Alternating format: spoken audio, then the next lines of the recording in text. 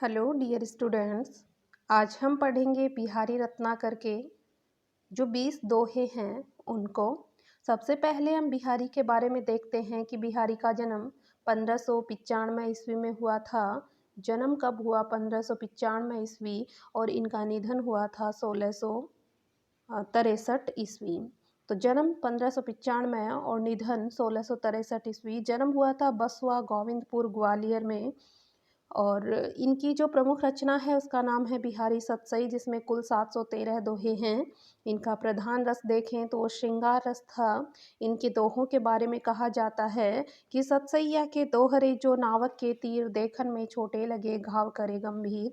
इसी प्रकार से इनके जो आश्रयदाता थे मिर्जा राजा जय सिंह, तो उनके लिए इन्होंने एक दोहा कहा था मिर्जा राजा जय सिंह को कि नहीं पराग नहीं मधुर मधु नहीं विकास इही काल अली कली ही सो बंध्यो आगे कौन हवाल। जब मिर्जा राजा जय सिंह अपनी जो नवोढ़ा पत्नी थी उसके रूप आकर्षण में बंध चुके थे और अपने राजकार्य को नहीं देख रहे थे, तो इन्होंने एक उद्बोधना के रूप में बिहारी ने मिर्जा राजा जय सिंह को कहा था और मिर्जा राजा जय सिंह पर उसका प्रभाव भी पड़ा था और वो अपने राजकार्य से पूरे है जुड़ गए थे। इसके पश्चात अब आप दोहे देखें। पहला दोहा है जो बहुत ही प्रचलित दोहा है इनका कि मेरी भव बाधा हरो राधा नागरी सोई जातन की झाई परे श्याम हरित दूती होई।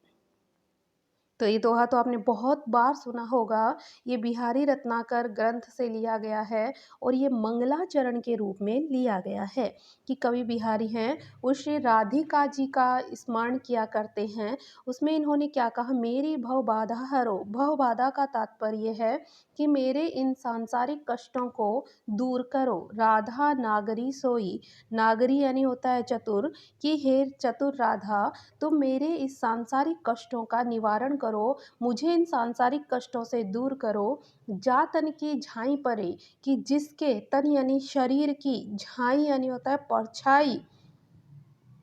यहाँ पर श्लेष अलंकार है, आपको ध्यान रखना है। झाई शब्द के 3 अर्थ निकलेंगे। एक अर्थ होगा ध्यान, एक अर्थ होगा झलक और एक अर्थ होगा प्रतिबिंब।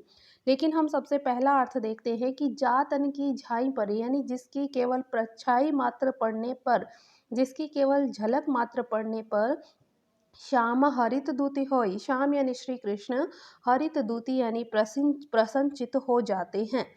कि जब जो चतुर राधा है वो श्री कृष्ण की प्रिय राधा है और उसकी केवल परछाई मात्र पड़ने से ही श्री कृष्ण प्रसन्नचित हो जाते हैं, तो ऐसी चतुर राधा तुम मेरे इस सांसारिक कष्टों को दूर करो। इसका दूसरा तात्पर्य है कि हे चतुर राधा मेरे इस सांसारिक कष्टों को तुम दूर करो।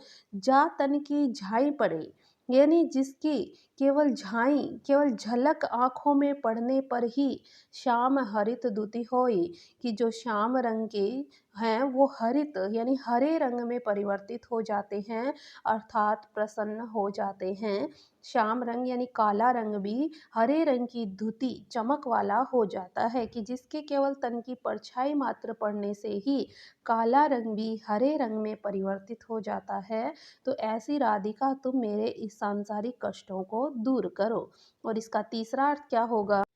तीसरा अर्थ होगा कि हे चतुर राधा तुम्हारी केवल तुम्हारा ध्यान मात्र करने पर ही, तुम्हारा केवल ध्यान मात्र करने पर ही श्याम हरित दूती होई। श्याम यानी होते हैं जो पाप, कष्ट, दुख, दरिद्रता जितने भी होते हैं वो हरित दूती यानी कि उनकी द्युति हो जाती है, अर्थात वो सारे के सारे नष्ट हो जाते हैं।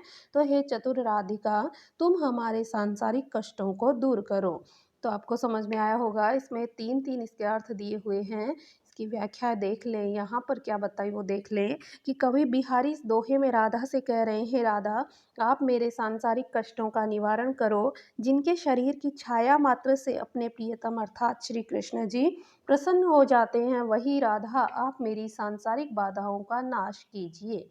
दूसरा अर्थ है, कहने का भाव यह है कि जिन राधा रानी का रूप का ध्यान करने मात्र से ही भक्तों के हृदय में कलमश यानी जो बुराइयाँ हैं वो और पाप आदि समाप्त हो जाते हैं, ऐसी वो ही राधा मेरी भव बाधा अर्थात सांसारिक दुख, कष्ट, दरिद्रता इत्यादि का हरण करे। इस दोहे को विद्वानों ने सत्सई का मंगलाचरण माना है। मंगलाचरण ये दोहा है। दूसरा दोहा है, अपने अंग के जान के जोबन नृपति प्रवीण, स्तन मन नैन नितंब बड़ी, नैन नितंब को बड़ो इजाफो कीन।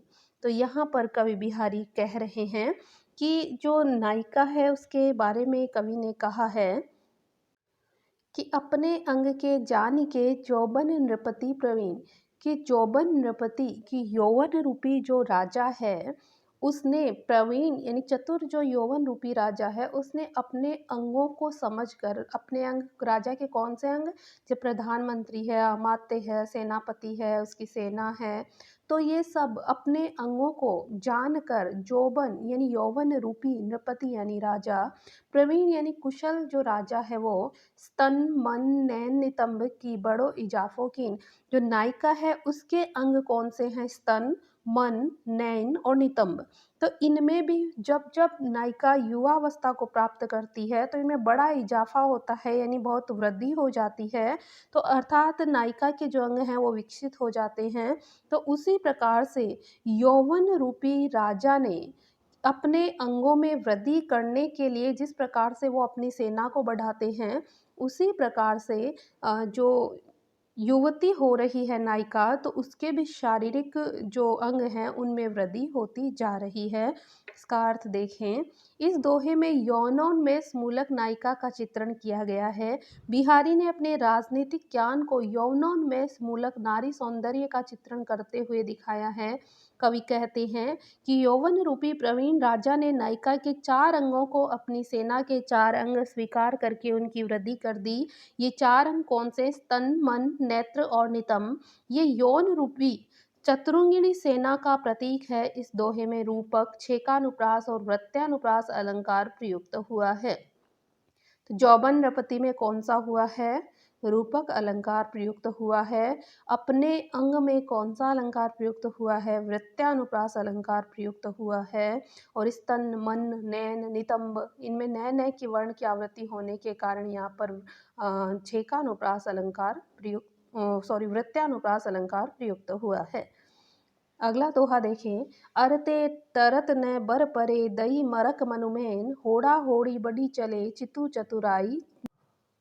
अरते तरत न बर पड़े, अर यानी होता है अड़ना, किसी बात की जिद्द करना।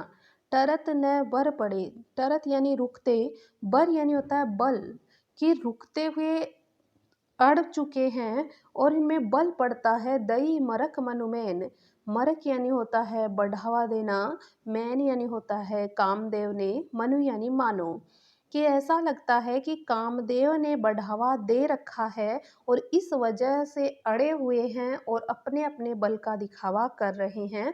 कौन कर रहे हैं वो देखें, होड़ा होड़ी बढ़ी चले, कि होड़ होड़ में आगे से आगे बढ़ते जा रहे हैं। चितु चतुराई नैन, चितु चितु यानी चित्त, चतुराई यानी चतुराई होती है, नैन यानी नेत्र, कि नेत्रों की, चित्त की और चतुराई है वो आगे से आगे बढ़ती जा रही है। यहाँ पर इस दोहे में नव यौवना नायिका की सुंदरता का वर्णन कोई नायक उसकी प्रशंसा में कर रहा है कि ऐसा लगता है कि मानो कामदेव ने बढ़ावा दे रखा है, कि जिस प्रकार से कामदेव हैं वो बढ़ावा दे रहे हैं किसके लिए, स्त्री के शरीर के यौवन के कारण। चित्त, चतुराई और नेत्रों को ये उन्होंने छूट दे रखी है कि तुम चाहे जितना बढ़ सकते हो, और होड़ होड़ में चित्त, चतुराई और नेत्र बढ़ते ही जा रहे हैं। तो यहाँ पर इसका अर्थ देखें, इस पद में भी यौनोन्मेष मूलक नायिका का चित्रण किया गया है। जिस नायिका ने यौवन में प्रवेश किया है, कवि उस नायिका का चित्रण कर रहे हैं। वे कहते हैं, जैसे ही नायिका ने यौवन की दहलीज पर कदम रखा वैसे ही उसके अंदर बहुत से बदलाव आए हैं। नायिका के शरीर में यौनोन्मेष के साथ साथ चित्त की चपलता, चतुराई और नेत्रों का विस्तार बढ़ता जा रहा है। नायिका की चित्त की चपलता, चतुराई और नेत्रों के विस्तार में कौन अधिक बढ़ रहा है, यह करना कठिन है, क्योंकि अभी इन्होंने कहा होड़ा होड़ी बढ़ी चले।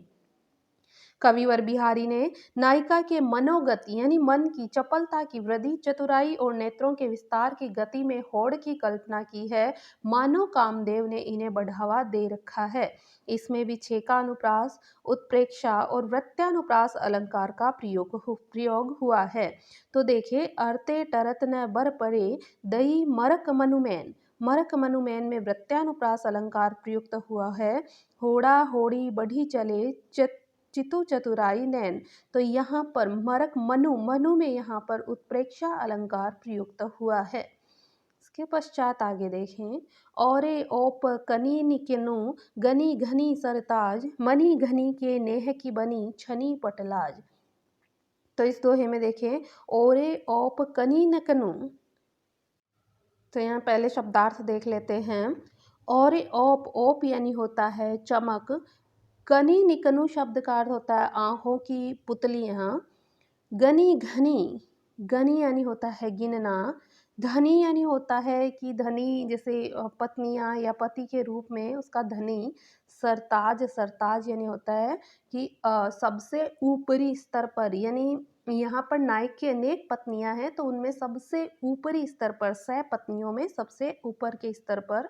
मणि घनी के नेह बनी, मणि यानी होता है मणि, धनी यानी होता है प्रियतम, के नेह की यानी स्नेह की, प्रेम की, बनी छनी की पटलाज, पटलाज यानी होता है लज्जा रूपी वस्त्रों को धारण कर लिया हो।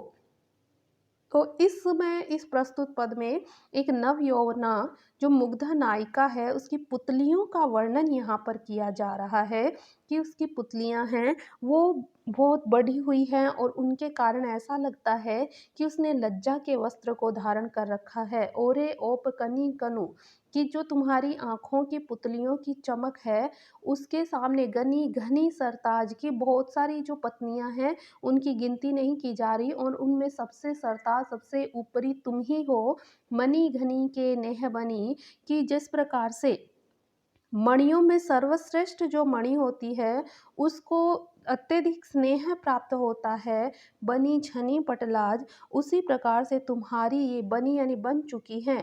कौन बन चुकी हैं? तुम्हारी ये कनकियाँ यानी तुम्हारी ये जो आँखों की पुतलियाँ हैं ये लज्जा रूपी वस्त्रों में ढके रहने के कारण तुम्हारे पति के स्नेह को तुम्हारी तरफ अत्यधिक आकर्षित कर रही है, अर्थात तुम अपने पति के अत्यधिक स्नेह को प्राप्त करने वाली हो।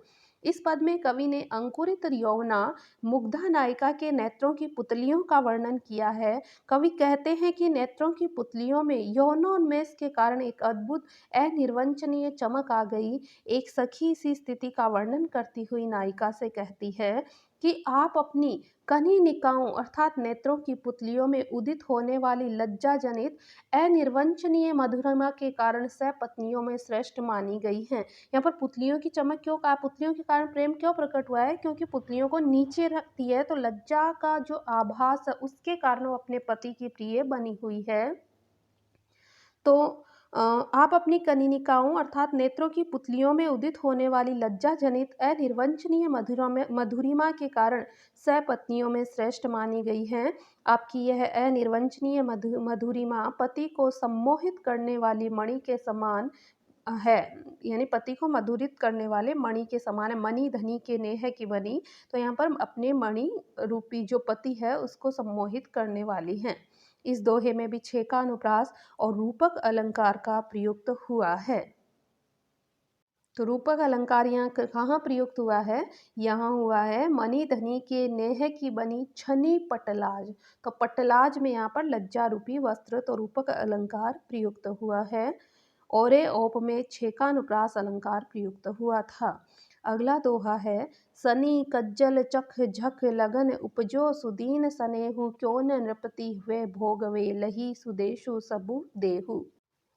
शनि शब्द का यहाँ पर अर्थ है शनि ग्रह, कज्जल शब्द का अर्थ है काजल, चख झक, चख यानी होता है चक्षु, झक यानी होता है मछली, लगन उपजो सुदीन सनेहु, सुदीन यानी होता है सब देह, यह शुभ घड़ी में स्नेहु यानी स्नेह प्रकट हुआ है। तो इसका अर्थ क्या होगा? यहाँ कहा गया है कि सनी कज्जल चख झक लगन उपजो सुदीन स्नेहु। कि एक नायिका है, वो जब देखती है उसकी सखी ने काजल लगा रखा है, और जो काजल काला रंग शनि का प्रतीक है, तो जिसने काजल लगा रखा है उसको शनि के रूप में माना गया है। सन्नी कजल यानी शनि रूपी जो काजल रूपी शनि ग्रह है। चख झक और चक्षु रूपी झक यानी मीन, कि चक्षु रूपी मीन लग्न में उपजो सुदीन स्नेहु, की अत्यधिक स्नेह उत्पन्न हुआ है। कि नायक के हृदय में अत्यधिक स्नेह उत्पन्न हुआ है नायिका के प्रति। क्यों न नृपति हवे, क्यों न नृपति हुए, नृपति यानी होता है राजा, कि क्यों ना नृपति होगा भोगवे लही सुदेशु सबुदे है, कि फिर वो उसके संपूर्ण देह का भोग करना चाहेगा, अर्थात जो नायिका है उसके संपूर्ण शरीर पर अपना अधिकार जमाना चाहेगा। सनी कज्जल चख झक लगन उपजो सुदीन स्नेहु, कि जिसमें कज्जल रूपी शनि स्थित है, ऐसी चक्षु रूपी मीन लग्न में नायक के हृदय में उसके प्रति, नायिका के प्रति अत्यधिक स्नेह उत्पन्न होता है। क्यों न नृपति हवे भोगवे लही सुदेशु सबु देह, कि उस समय सब देह रूपी सुदेश का जो राज्य होगा उसको पाकर उस पर पूर्ण अधिकार जमा ले, अर्थात उसका भोग करे। यह दोहा बिहारी के ज्योतिष ज्ञान पर आधारित है। ज्योतिष में ऐसा माना जाता है कि जब भी कभी मीन राशि में शनि का प्रवेश होता है, उस समय पर जो बालक जन्म लेता है वह बालक निश्चित रूप से बहुत ही प्रभावशाली, योग्य शासक, चक्रवर्ती सम्राट के रूप में विकसित होगा। इसी बात को आधार बनाकर बिहारी अपनी श्रृंगारिक भावनाओं की अभिव्यक्ति कर रहे हैं। इस पद में नायक ने नायिका के सुंदर काजल लगे नेत्रों को देखा, और वह उन पर इतना मुग्ध हो गया कि वह हर स्थिति में उस नायिका से मिलना चाहता है। वह अपने मन के भाव को नायिका की सखी के सामने प्रस्तुत करता है। वह सखी नायिका के पास जाकर उसे संदेश देती है कि नायिका अभियोती हो गई, उसने अपने नेत्र में काजल लगाया हुआ है, उस काजल के कारण उसके नेत्रों में जो सौंदर्य उत्पन्न हुआ है, उससे नायक उसकी ओर आकर्षित हो गया है। तो इसका संपूर्ण अर्थ एक बार दोबारा देख लें, कि शनि कज्जल चख झक लगन, कि शनि रूपी कज्जल रूपी शनि में चक्षु रूपी मीन लगन में उपजो सुदीन स्नेहु, कि अत्यधिक सब देहों के प्रति, सुदीन यानी कि सारी जो देह है उसके प्रति नायक के मन में स्नेह उत्पन्न हो गया। क्यों न नृपति हवे भोगवे, कि अब जब इतना अच्छा नक्षत्र आ रखा है, तो उस समय राजा उसका भोग क्यों नहीं करेगा। लही सुदेशु सबुदे है, कि वो उसका संपूर्ण तरीके से उपभोग करना चाहेगा, अर्थात उसके शरीर पर अपना पूर्ण अधिकार जमाना चाहेगा। अगला है, सालती है नट सालसी क्यों हूँ निकसित नाही, मनमथ नेजा नोक भी खूबी खूबी जिय माही। तो पहले हम यहाँ शब्दार्थ देख लेते हैं। सालती है नटसालसी, सालती यानी होता है कष्ट देना। नटसालसी, नटसाल होता है भाले का जो अग्रभाग होता है वो। क्यों हूँ निकसत नाही यानी क्यों नहीं निकल पा रही। मनमथ, मनमथ यानी होता है कामदेव। नेजा नोक भी, नेजा यानी होता है भाला, उसके नोक के समान खूबी। खूबी, यहाँ पर खूबी खूबी दो बार आया है। एक तो खूबी यानी होता है, जैसे हम कहते हैं ना खूबना अर्थात चुभना, और एक खूबी का अर्थ है कानों का आभूषण। तो यहाँ पर यमक अलंकार प्रयुक्त हुआ है, ये तो आपको देखते ही पता चल गया होगा। यहाँ क्या कह रहे हैं कि सालती है नट सालसी क्यों हूँ नुकसत नाही, कि जो नायिका है उसके जो कर्णाभूषण, ये खूबी का अर्थ देखे पहले, कि नायिका का जो कर्णाभूषण है वो मेरे जिये माही, मेरे जी के अंदर, मेरे हृदय के अंदर इस प्रकार से चुभ गया है जो नहीं निकल रहा और मुझे कष्ट दे रहा है। कैसे चुभा हुआ है। मनमथ नेजा नोक भी खुबी, जिस प्रकार से कामदेव के भाले का अग्रभाग की नोका चुभ जाती है और फिर वो बाहर नहीं निकलती, उसी प्रकार से नायिका के कर्णा आभूषण की जो सुंदरता है वो मेरे हृदय के आर पार जा चुकी है। इस दोहे में कवि कह रहे हैं, नायक ने जब नायिका को खूबी नामक आभूषण को पहने हुए देखा तो उसके प्रति उसका प्रेम भाव अधिक बढ़ गया। यह प्रेम भाव नायक को पीड़ित कर रहा है। नायिका के कान में शोभित खूबी नामक खूबी नायक के हृदय में गड़कर कामदेव के भाले की नोक की तरह उसे पीड़ा दे रही है। इस पद में वृत्तानुप्रास, उपमा और यमक अलंकार प्रयुक्त हुआ। तो यहाँ पर उपमा अलंकार कहाँ प्रयुक्त हुआ आप पहचान चुके होंगे। सालती है नटसालसी, नटसालसी में उपमा अलंकार है और खूबी खूबी में यमक अलंकार प्रयुक्त हुआ है। इसके पश्चात अगला है, जुबती जोन्ह में मिली गई, नेक न होती लखाई, सौंधे के डोरी लगी, अली चली संग जाई। तो पहले हम यहाँ शब्दार्थ देख लेते हैं। जुबती जोन्ह में मिली गई, जुबती यानी होता है युवती, जो नायिका है वो। जोन्ह में मिली गई, जोन्ह यानी होता है चांदनी में मिल गई।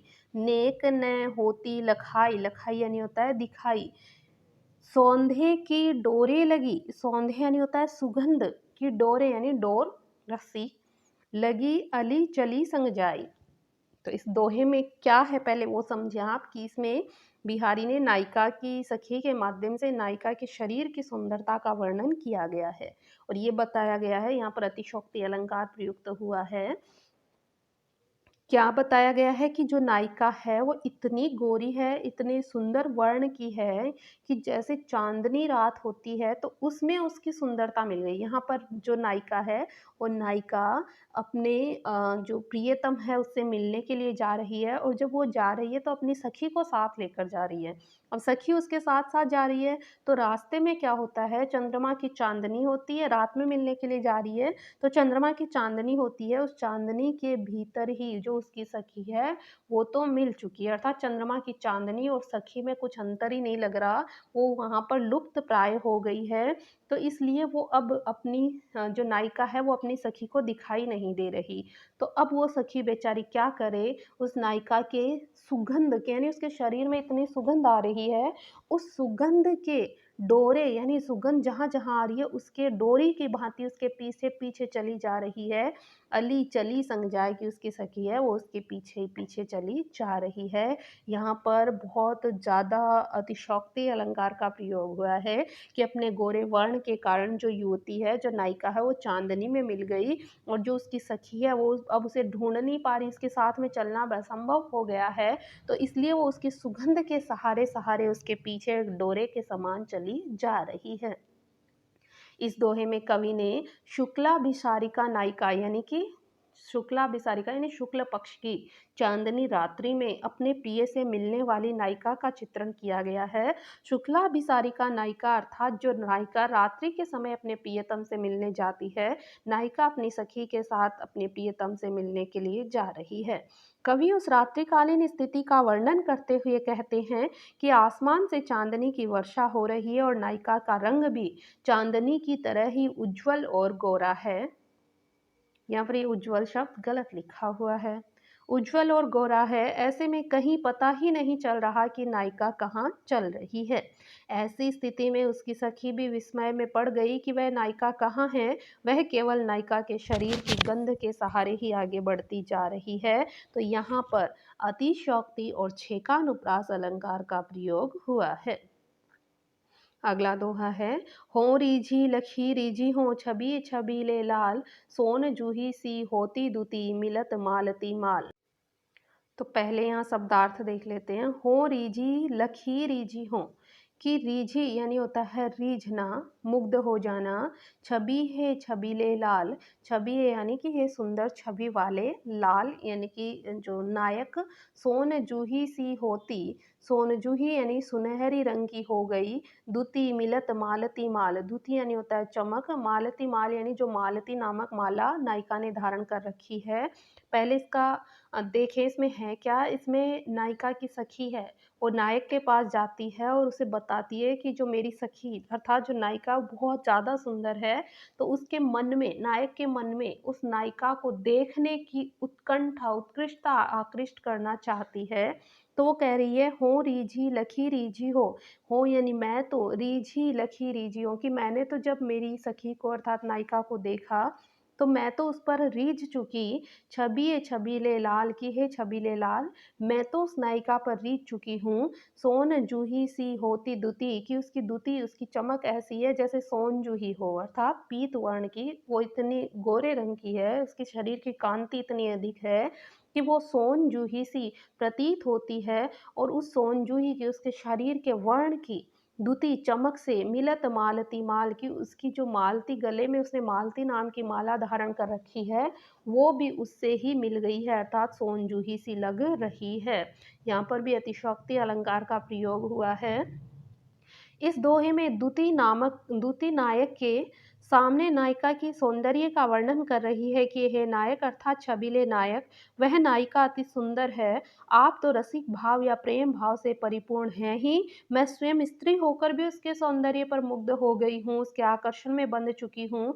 हे छबीले लाल, हे रसिक युवक, आप भी जब उसे देखेंगे तो आप भी उस पर आसक्त हो जाएंगे, क्योंकि उसका सौंदर्य, उसका रंग सुनहरा है। उसके सुनहरे रंग के प्रतिबिंब के कारण सफेद रंग के मालती के फूलों की माला भी स्वर्ण जूही के फूलों के समान हो गई, अर्थात जो उसकी मालती माला सफेद फूलों से बनी हुई थी वो उसके पीत वर्ण, उसके गोरे वर्ण के सामने वो भी उसमें मिल चुकी, अर्थात नायिका का वर्ण इतना लावण्य और चंपक पुष्प के समान सुनहरा है कि उसके गले में पड़ी हुई मालती पुष्पों की सफेद माला सोनजूही के फूलों वाली पीत वर्ण की माला लगने लगी है।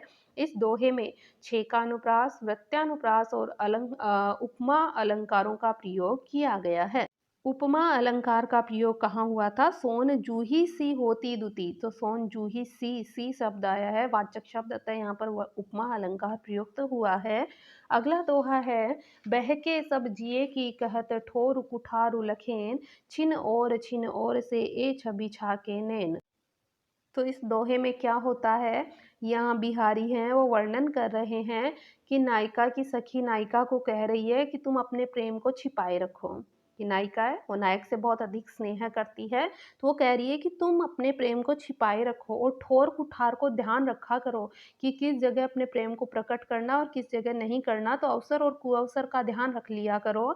तब वो नायिका वापस अपनी सखी को क्या कहती है कि बह के सब जिए की कहत ठोर कुठार लखेन, कि मेरे तो जो ये नेत्र है ना, ए छवि छाके नैन, तो जो मेरे ये छाके, छवि छाके, कि ये जो नायक है उसकी छवि में इतने छक चुके हैं, अर्थात जो नायक की सुंदरता की छवि में इतने अधिक बहक चुके हैं कि छिन और से, कि ये तो क्षण में कुछ और हो जाते हैं, क्षण में ही कुछ और हो जाते हैं, ये बहक चुके हैं और मेरे सारे जिए की, मेरे सारे हृदय की बातों को प्रकट कर देते हैं। ठोर कुठार उलखें, ये ठोर कुठार को यानी अवसर और कुअवसर को देखते ही नहीं है, ये तो जहाँ भी देखते हैं, जहाँ भी इनकी इच्छा हुई वहीं ये नेत्र हैं वो मेरे प्रेम को प्रदर्शित कर चुके हैं।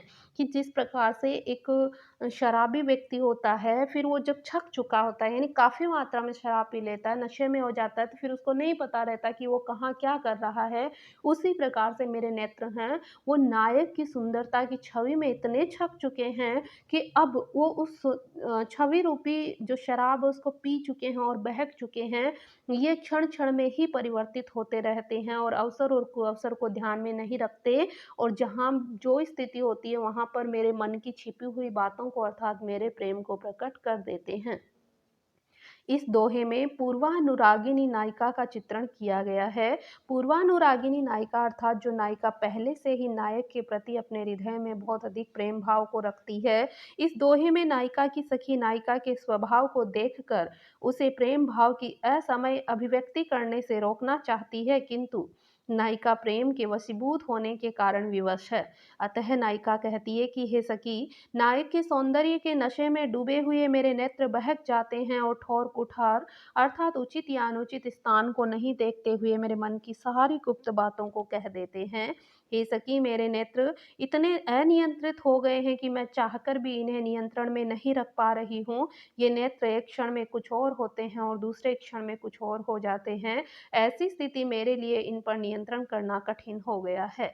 इस दोहे में वृत्यानुप्रास अलंकार का प्रयोग हुआ है। वृत्यानुप्रास कहाँ है?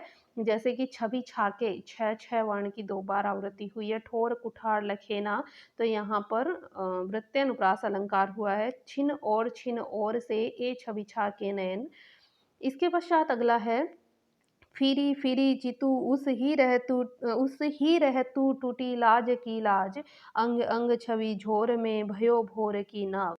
तो पहले यहाँ हम शब्दार्थ देख लेते हैं। फिरी फिरी चितू, फिरी फिरी यानी बार बार, चितू यानी जो मेरा चित्त है, मेरा मन है, उस ही रहती रहतू यानी उसी ओर चला जाता है, टूटी लाज की लाज, कि लाज की, यहाँ पर लाव होगा, लाज की लाव, लाव यानी होता है मोटी रस्सी, कि मेरी लज्जा की जो रस्सी है वो टूट चुकी है, अंग अंग छवि झोर में, झोर यानी होता है भंवर, जैसे जो नदी होती है, समुद्र होता है, उसमें भंवर आता है और उसमें नाव फँस जाती है और उसी में घूमने लग जाती है। मैं भयो मैं भयो भोर की नाव, कि यहाँ पर जो नायिका है, वो नायिका, और कौन-सी नायिका? वही पूर्वानुरागिनी नायिका है, यानी पहले से जिस नायक से प्रेम कर रही है, तो वो क्या कहती है, फिरी फिरी चितू उस ही रहती टूटी लाज की लाव, कि मैं, मेरी जो लज्जा रूपी लाव है, जो लज्जा रूपी रस्सी है, वो अब टूट चुकी है। कि जब नाव है, वो नाव समुद्र में जाती है तो उस रस्सी के सहारे बंधी रहती है।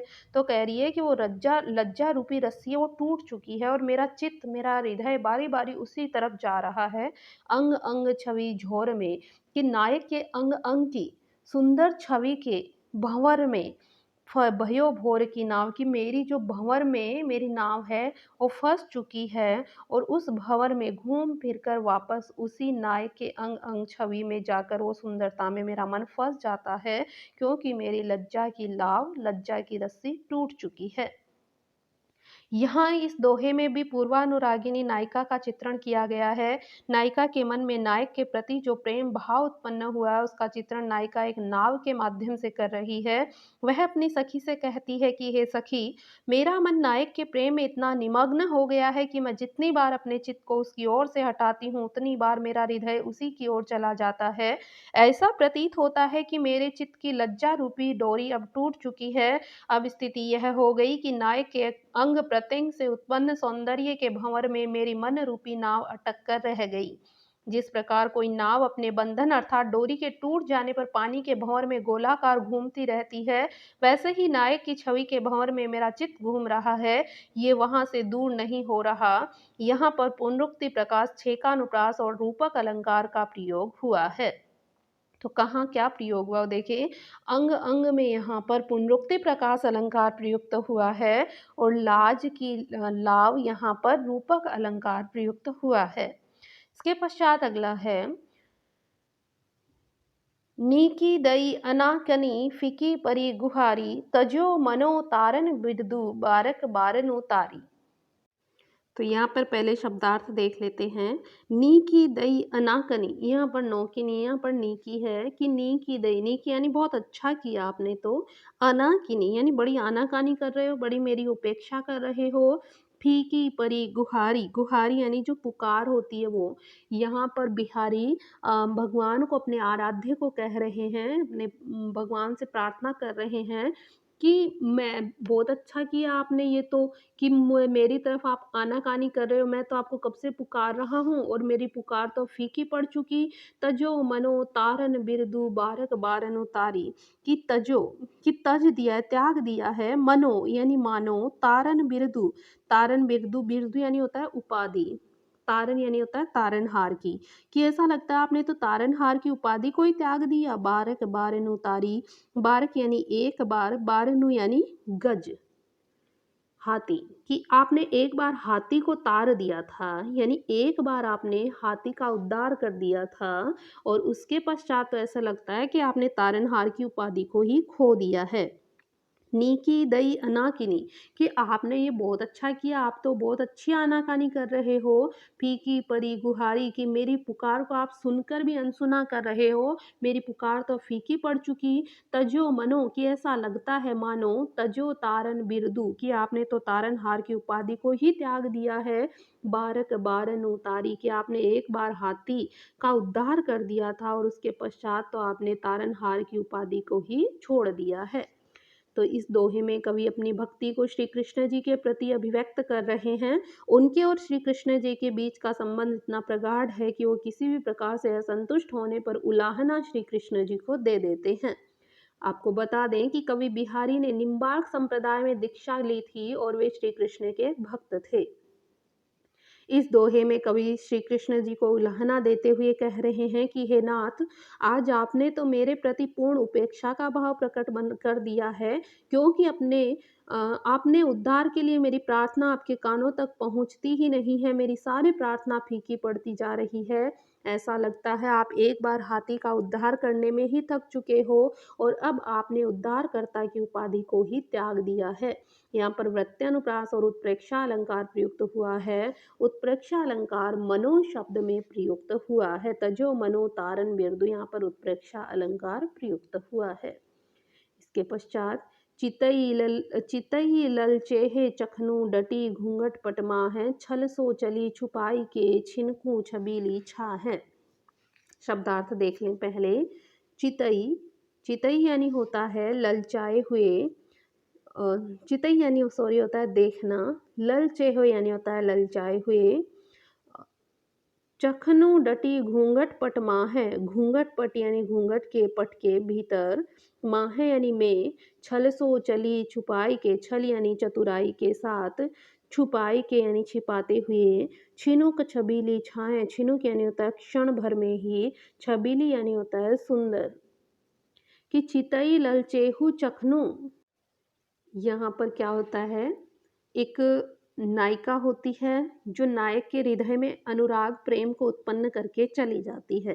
तब उस समय नायक कह रहा है चितई ललचेहु चखनो, कि मैं मतलब चितई यानी देखना चाहता हूँ, ललचे चखनो, चखनो यानी होता है अपनी आंखों से, कि मैं ललचाई आंखों से देखना चाहता हूँ, ललचाई नेत्रों से देखकर, डटी घूंघट पटमा है, डटी यानी रुक कर, क्षण भर रुककर, घूंघट पट यानी घूंघट के वस्त्र में से, कि नायिका होती है वो नायक के सामने आती है और घूंघट में से क्षण मात्र के लिए रुककर और उस पर ललचाई नजरों से देखकर, यानी नायक के मन में प्रेम को उत्पन्न करके फिर वो वहां से चली जाती है।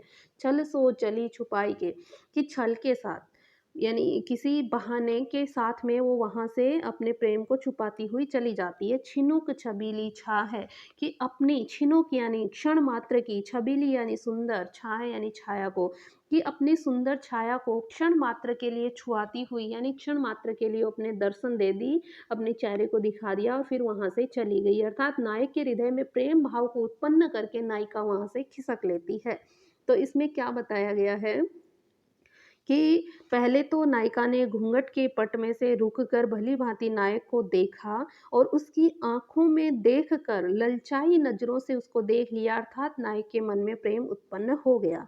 उसके पश्चात कोई बहाना बनाकर वो सुंदर स्त्री यानी वो नायिका है, वो क्षण मात्र के लिए अपनी छाया को छुआती हुई वहां से चली जाती है।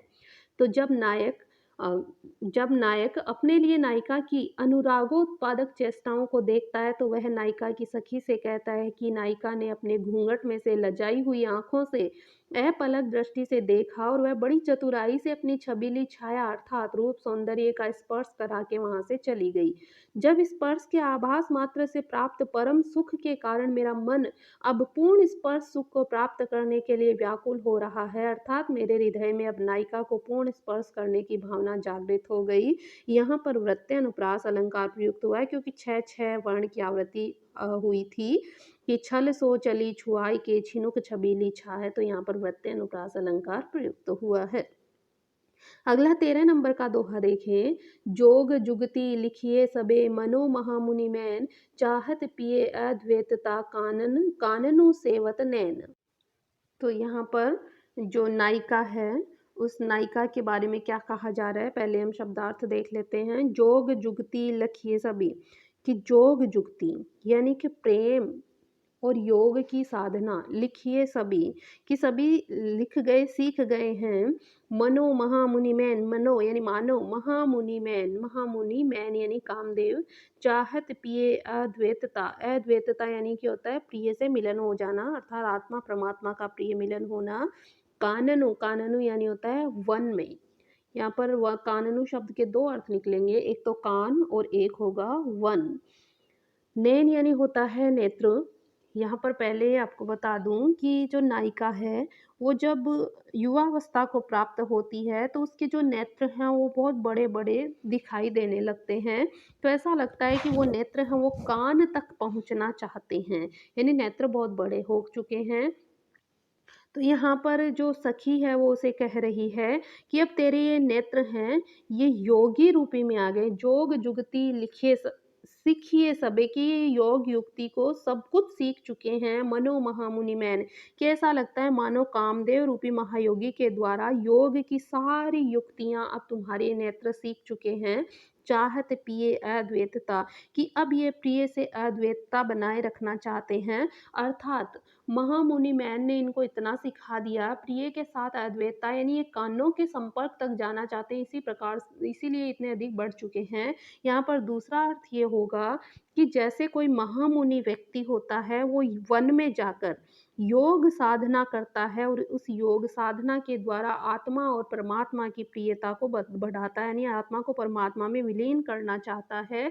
काननु सेवत नेन, की उसके नेत्र हैं वो काननु यानी वन में जा कर के ईश्वर की परमात्मा की भजन भक्ति में लग जाते हैं। तो प्रस्तुत दोहे में नायिका की समवयस्क युवतियां यानी उनकी जो सखियां हैं, वो नायिका के नेत्रों की कानों तक की लंबाई का वर्णन कर रही हैं। इसमें दो अर्थ प्रकट होंगे। एक तो नायिका की समवयस्क युवतियां नायिका के विस्तृत नेत्रों की शोभा का वर्णन करते हुए उसे कहती हैं कि हे सखी, तेरे इन नेत्रों को कामदेव रूपी महामुनि ने योग क्रिया की सारी युक्तियां सिखा दी हैं, जिससे कि परमात्मा के साथ तुम्हारी अभिन्नता प्राप्त करने हेतु तुम्हारी ये नेत्र रूपी योगी वन प्रदेश में तपस्या में लीन हो गए हैं। दूसरा अर्थ है, नायिका के विस्तृत नेत्रों की शोभा का वर्णन करते हुए उसकी सखियां उससे कहती कि हे सखी, कामदेव रूपी महात्मा ने तेरे इन विस्तृत नेत्रों को प्रियतम से मिलने की सारी युक्तियां सिखा दी। तेरे ये नेत्र प्रियतम के दर्शन पाने के हेतु कान तक लंबे हो गए हैं। विशेष इसमें क्या है कि कवि ने जोग प्रिय काननु और नैन के श्लिष्ट प्रयोग के कारण, क्योंकि यहाँ पर श्लेष अलंकार हुआ भी बताया था, दो दो अर्थ निकल रहे हैं। तो जोग प्रिय काननु और नैन के श्लिष्ट प्रयोग के कारण इस दोहे में दो अर्थों की अभिव्यंजना की है। श्रृंगार और योग संबंधी इन दो परस्पर विरोधी अर्थों की व्यंजना की गई है। विलक्षण प्रतिभा के ये परिचायक हैं। प्रस्तुत दोहे में कवि ने नारी मनोविज्ञान का भी परिचय दिया है। समवयस्क युवतियों का परस्पर शिष्ट परिहास इसी प्रकार का होता है। अलंकार रूपक अलंकार प्रयुक्त हुआ है महामुनि मैन की महामुनि रूपी कामदेव। छेकानुप्रास जोग जुक्ति में हुआ है। श्लेष अलंकार जोग पिए काननु और नैन में यहाँ पर श्लेष अलंकार प्रयुक्त हुआ है। इसके पश्चात अगला देखें, खरी पातरी कान की कौन बहाऊ बानी, आंख कली न रली करे अली अली जिए जानी। यहाँ पर पहले शब्दार्थ देख लेते हैं। खरी पातरी कान की, खरी पातरी यानी होता है बहुत कच्ची होना, बहुत कच्ची होना कान की। कौन भाऊ बानी, बानी यानी होता है स्वभाव। आंख कली न रली करे अली, आंख यानी होता है निम्न स्त्री। करे अली अली जिए जानी, एक अली का अर्थ होगा यहाँ पर भ्रमर और एक अर्थ होगा सखी। तो यहाँ पर देखें अब इसका अर्थ कि खरी पातरी कान की, यहाँ पर होता क्या है, एक नायिका है, जब ये सुन वो नायिका को कोई बताता है कि तुम्हारा पति अर्थात तुम्हारा जो नायक है वो किसी अन्य स्त्री के प्रेम में अनुरक्त है, तो वो नायिका रूठ जाती है। तब उसकी सखी आती है और वो उसे समझाती है कि खरी पातरी कान की हेतु तो सखी बहुत ही कान की बहुत कच्ची है।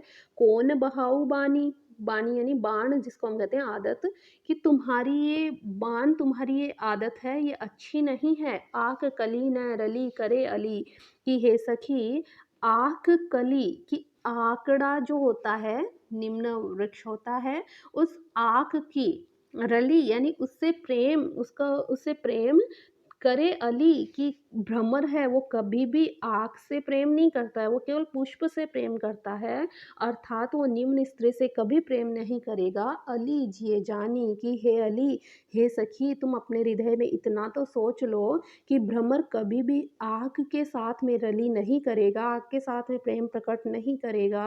अर्थात श्रेष्ठ चरित्र का जो नायक है वो अन्य नायिकाओं से क्रीड़ा नहीं करेगा, वो केवल और केवल तुम्ही से प्रेम करता है। तुम कान की बहुत कच्ची हो, इसलिए अपनी आदत को सुधार लो।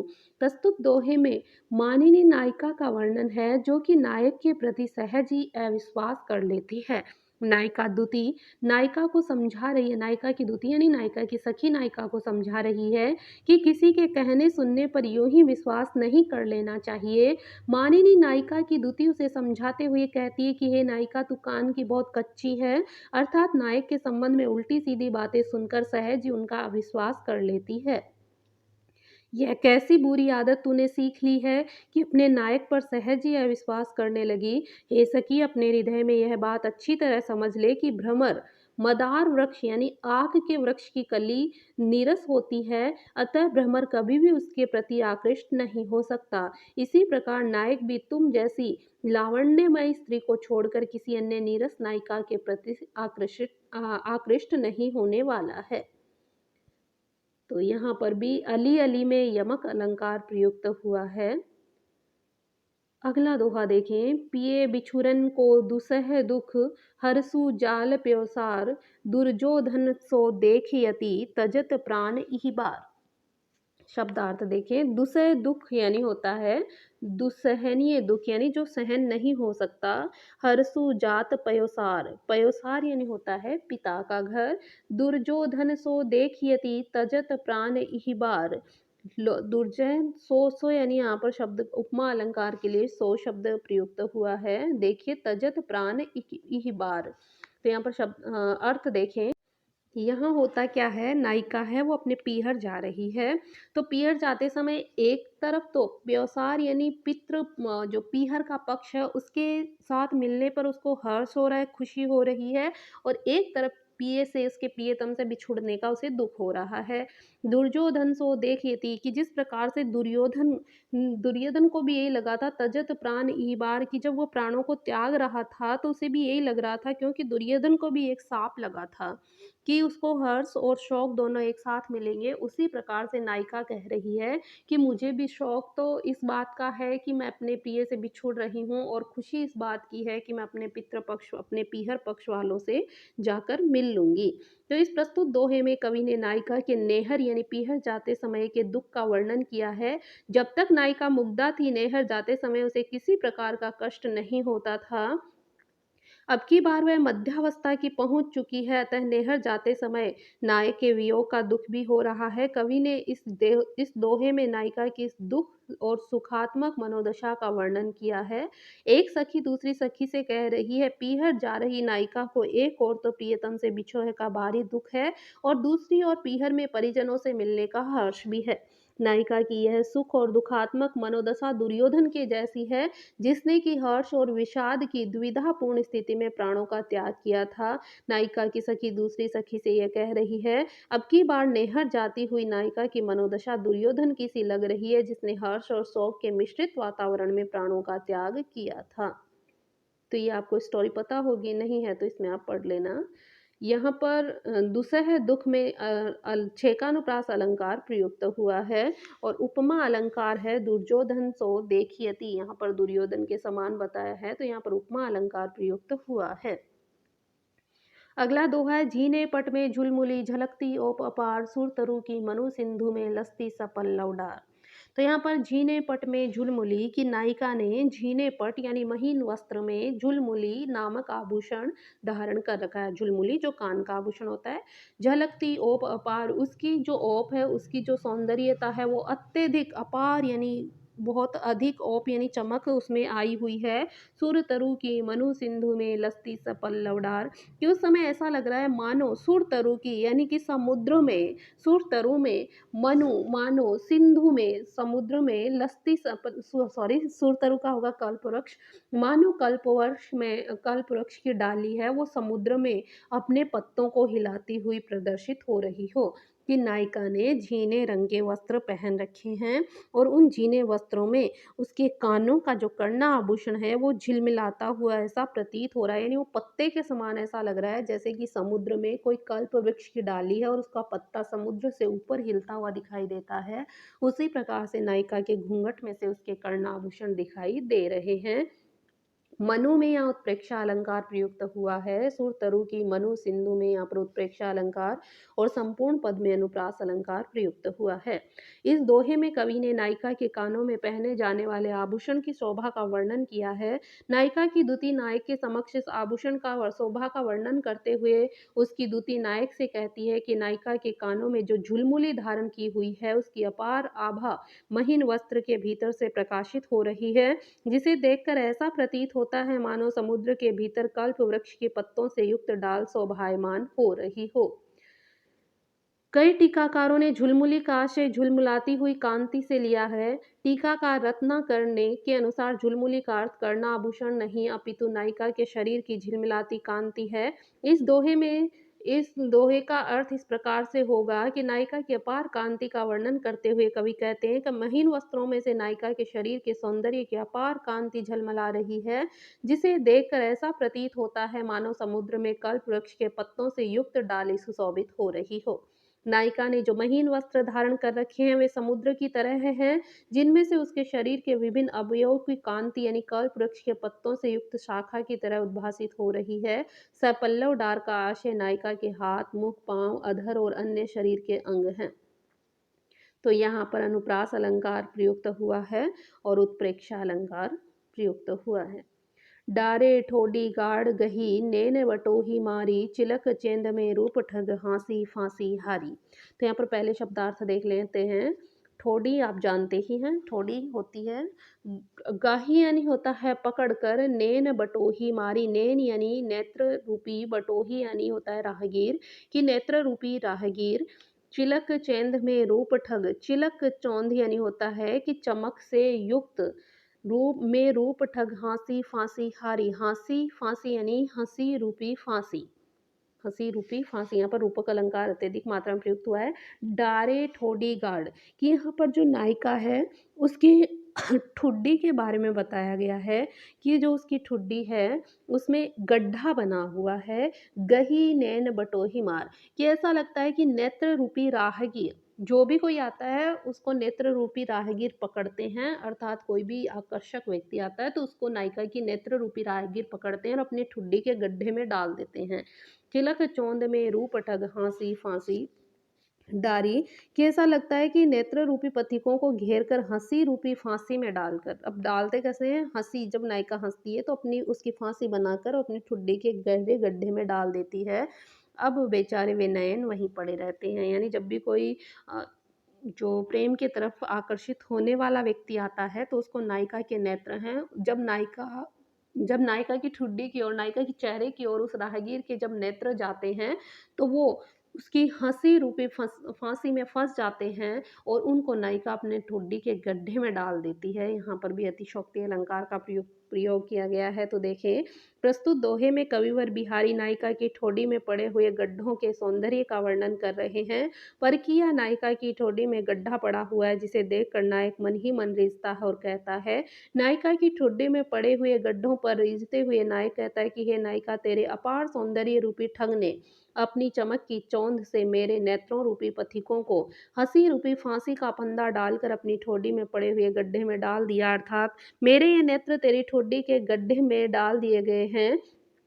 अर्थात इससे तात्पर्य, मेरे ये नेत्र तेरी ठुड्डी के गड्ढे के प्रति इतने अधिक आकृष्ट हो गए हैं कि वहां से हटने का नाम ही नहीं लेते। कहने का तात्पर्य है कि नायक उस नायिका की ठुड्डी में पड़े हुए गड्ढे और उसके हंसी के प्रति अत्यधिक समर्पित है, अर्थात उससे बहुत अधिक प्रेम करता है। कवि ने सांग रूपक की सफल योजना की है। प्रस्तुत रूपक में नायिका का सौंदर्य तो ठग है और उसके सुंदर शरीर की छवि पथिकों के लिए चकाचौंध बन गई है। नायिका की सुखद हंसी फांसी के फंदे की तरह और नायक के नेत्र पथिक हैं जो कि हंसी रूपी फांसी के फंदे में पड़कर मर जाते हैं और फिर ठुड्डी रूपी गड्ढे में धकेल दिए जाते हैं। यहाँ पर सांग रूपक अलंकार प्रयुक्त हुआ है। कीने हूँ कोटिन जतन अब कही काढ़े कोनु, भो मन मोहन रूपू मिली पाना में को लोनु। तो यहाँ पर जो नायिका है वो अपनी सखी से कहती है कि कीने हूँ कोटिक जतन, कि सखी मैंने तो कोटिक यानी करोड़ों, जतन यानी प्रयत्न कर लूँ, कि मैं करोड़ों प्रयत्न भी कर लूँ, अब कहीं काढ़े कौन हूँ, कि अब मुझे कौन निकालेगा, काढ़ी यानी काढ़ेगा, निकालेगा। भो मन मोहन रूपी मिलूँ, कि मेरा मन तो मोहन के रूप में इस प्रकार से मिल गया है, जैसे पाना में को लोन, जैसे कि पाना नहीं, यहाँ पर पानी आएगा, जैसे पानी में लोन हो, यानी पानी में जब लोन नमक मिल जाता है तो वो एक हो जाता है और फिर उस पानी में से नमक निकालना बहुत मुश्किल हो जाता है। उसी प्रकार सा मेरा मन भी मोहन के रूप में मिल चुका है, तो हे सखी अब मैं करोड़ों यत्न कर लूँ, लेकिन फिर भी मेरे इस मन को मोहन के रूप से कोई नहीं निकाल पाएगा। तो नायिका मोहन के रूप के प्रति अत्यधिक आसक्त हो गई है। उसकी सखी उसे बार-बार ये कहती है कि प्रेम के इस दुर्गंध पथ को छोड़ दे, किंतु नायिका का मन विवश है, क्योंकि वह पूर्णतः नायक के लावण्य में फंस चुका है। इस दोहे में नायिका अपनी इसी असमर्थता को व्यक्त कर रही है। मोहन से विमुख होने का उपदेश देने वाली सखी को संबोधित करते हुए नायिका कहती है कि हे सखी, मेरा मन तो मोहन के रूप लावण्य में इस तरह निमग्न हो गया है कि जैसे पानी में नमक मिल चुका होता है, जिस प्रकार करोड़ों प्रयत्न करने पर भी नमकीन पानी में से नमक अलग करना मुश्किल होता है, उसी प्रकार से मैं भी मोहन के लावण्य में डूबे हुए मेरे मन को अब कौन निकालेगा, अर्थात मेरा मन अब मोहन से विमुख हो ही नहीं सकता।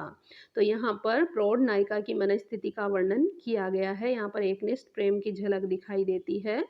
श्लेष अलंकार प्रयुक्त हुआ है। अगला देखें, लग्यो सुमनु हुए हवे सफलु आतप रोसु निवारी बारी बारी आपनी सींची सूर्य ध्याता बारी। इस दोहे में श्लेष अलंकार प्रयुक्त हुआ है।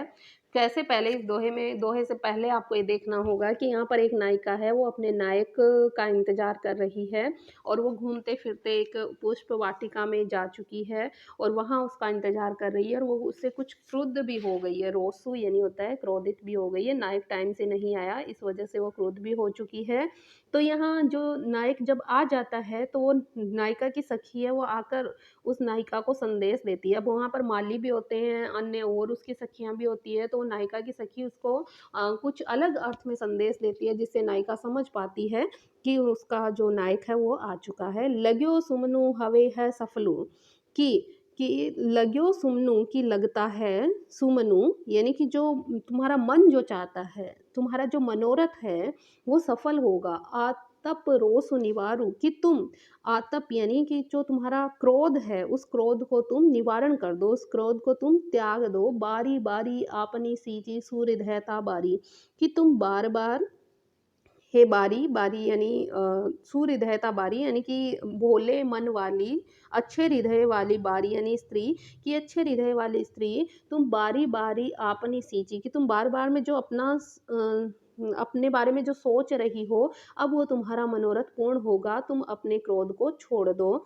यहाँ पर तो फिर नायिका को समझ में आ गया कि भई अब उसके प्रिय से उसका मिलन होने वाला है। दूसरा अर्थ यहाँ पर मालिन और अन्य जो स्त्रियां हैं उसके बारे में लिया गया है कि हे बारी अर्थात माली, कि हे माली, लग्यो सुमनु है वे सफलू, कि तेरी इस वाटिका में सुमन यानी पुष्प है वो सफलता पूर्वक लगेगा।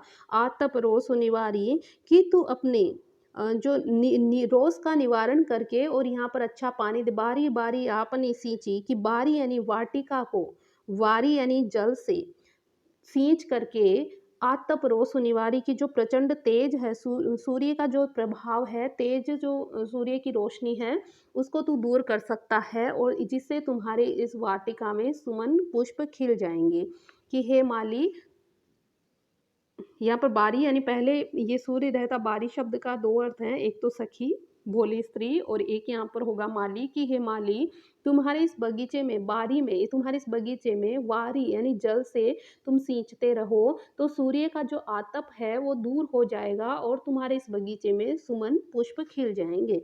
इस प्रस्तुत दोहे का प्रकरण अत्यंत ही रुचिकर है। कार्यक्रम के अनुसार नायक को नायिका के पास जाना है, किंतु परिस्थितिवश वह नियत समय पर नायिका के पास नहीं पहुंच पाता।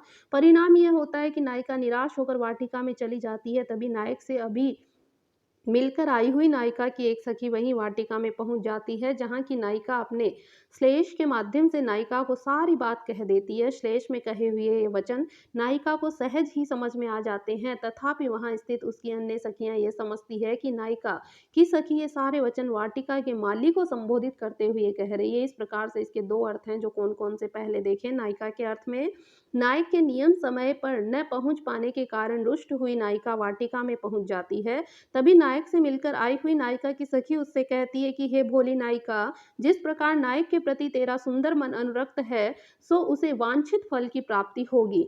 तो अपने नायक के प्रति रोष का भाव छोड़ दे और अपनी पारी को अपने मैत्रीपूर्ण वचनों से सरस कर ले। अभिप्राय यह है कि नायक भी तेरे प्रति पूर्णतः आसक्त है, अतः मान का त्याग करके स्थिति का लाभ उठाकर प्रेम रस का भोग कर। माली के अर्थ में है कि नायिका के समीप अनेक समवयस्क सखियों को उपस्थित देखकर नायिका की सखी माली को संबोधित करते हुए कहती है, हे माली, तेरी वाटिका में जो फूल लगा हुआ है इसमें फल अवश्य ही लगेंगे, तो अपनी वाटिका को सूर्य के ताप से बचा और उपयोगी जल से इसका सिंचन कर। विशेष है प्रस्तुत दोहे में तत्कालीन सामंत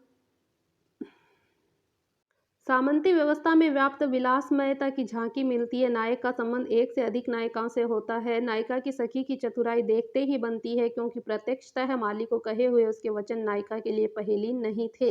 इस प्रकार से प्रयोजन पूरा हो जाता है।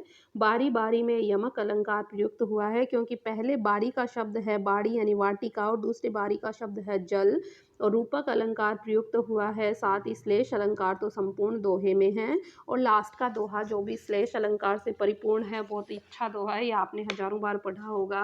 अजो तरियो नाही रहो श्रुति सेवत इक रंग, नाक बास बेसरी लयो बसी मुकुतन के संग। अजो तरियो नाही रहो, तो यहाँ पर भी दो अर्थ निकलेंगे यहाँ पर। अजो यानी आज तक, तरियोना ही रहो, तरियोना यानी यहाँ पर होता है कर्णाभूषण, कि आज तक, दो दो अर्थ समझेंगे कि आज तक कर्णाभूषण कर्णाभूषण ही रहा हुआ है। श्रुति सेवत इकरंग, क्योंकि वह केवल श्रुति यानी कि कान की सेवा ही करता रहा, कि आज तक कर्णाभूषण कर्णाभूषण ही बनकर रह गया, क्योंकि आज तक वो कान में ही पहना जाता रहा। नाक बास, यहाँ पर नाम नहीं है, नाक है।